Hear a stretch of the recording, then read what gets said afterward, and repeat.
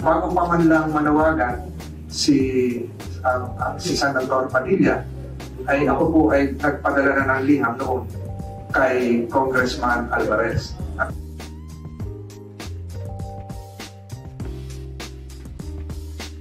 The parties' inclination on bilateral dialogue concerning these matters, while having merit, may not fully align with the principles established by the arbitral ruling and might weaken our position in the international arena.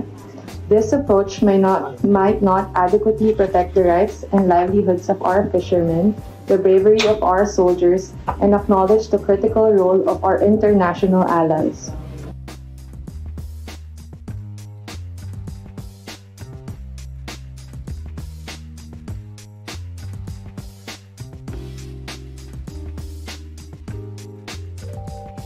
Mas maraming mga kaalyado tayo na tumutulong at kumikilala sa ating karapatan at soberenya, ay mas matibay ang ating posisyon ng Republika ng Pilipinas sa usapin sa West Philippine Sea.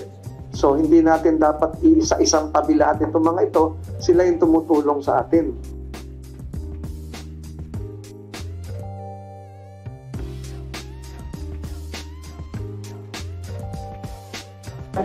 Ngayon ay independente ako kasi as an nakalagay doon sa liham, independent legislator. So, ang sa akin dito para sa Pilipino. So ngayon, ang status ko, wala pa ako, wala pang partido.